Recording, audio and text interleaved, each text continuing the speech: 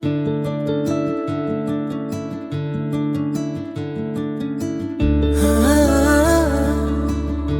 அழகான தோட்டத்துல ஒரு பட்டாம்பூச்சி வாழ்ந்து வந்துச்சாம். அது தினமும் பூக்கள்ல இருக்க தேனை குடிச்சிட்டு வாழ்க்கை ரொம்ப சுலபமானது அப்படின்னு பெருமையா சொல்லிக்கிட்டே இருக்குமா. அதே தோட்டத்துல ஒரு எறும்பு இருந்துச்சாம். அது தினமும் கஷ்டப்பட்டு உணவு சேகரிச்சு வச்சுக்கிட்டு இருந்துச்சாம். இதெல்லாம் கவனிச்சிட்டு இருந்த பட்டாம்பூச்சி ஒரு நாள் எறும்பை பார்த்து சிரிச்சுக்கிட்டே, ஏ எறும்பு, ஏன் இவ்வளோ கஷ்டப்படுற?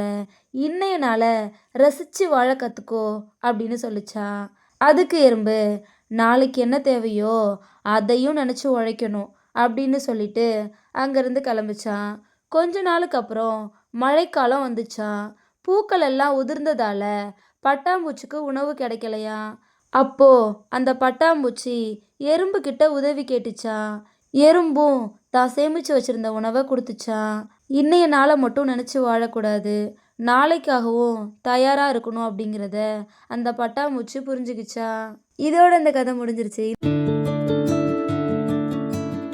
ஊர் பெரியவர்கிட்ட 2 பேர் வந்தாங்களாம். முதல்ல வந்தவர், ஐயா, நான் காசுக்கு ஆசைப்பட்டு பக்கத்து வீட்டில் திருடிட்டேன். அது என்னோட மனசை உறுத்திக்கிட்டே இருக்கு, என்னை மன்னிச்சுடுங்க அப்படின்னு கெஞ்சினாராம். உடனே ஊர் தலைவரும், சரி, நான் உன்னை மன்னிச்சிடுறேன்.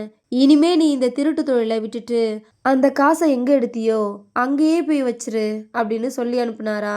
ரெண்டாவதா வந்த பூ வியாபாரி, நான் அவ்வளோ பெரிய தப்புலாம் செய்யல. என் கூடையில் இருக்கிற பூவெல்லாம் விற்கிறப்போ கொஞ்சம் பூக்களை குறைச்சி போட்டு மக்களை ஏமாத்திருக்கேன். அப்போ தானே சீக்கிரம் பணக்காரனா ஆக முடியும். இது எல்லாம் ஒரு திருட்டா என்ன அப்படின்னு சொன்னாராம்.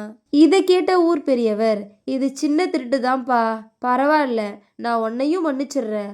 நீயும் அவனை மாதிரியே யார் யார்கிட்டலாம் ஏமாத்தினியோ அவங்க கிட்ட பூக்களை திருப்பி கொடுத்துட்டு வந்துரு அப்படின்னு சொன்னாராம். இதை கேட்ட அந்த பூ வியாபாரி சிரிச்சிட்டு, ஐயா, அது எப்படி சாத்தியம் அப்படின்னு கேட்டாரா.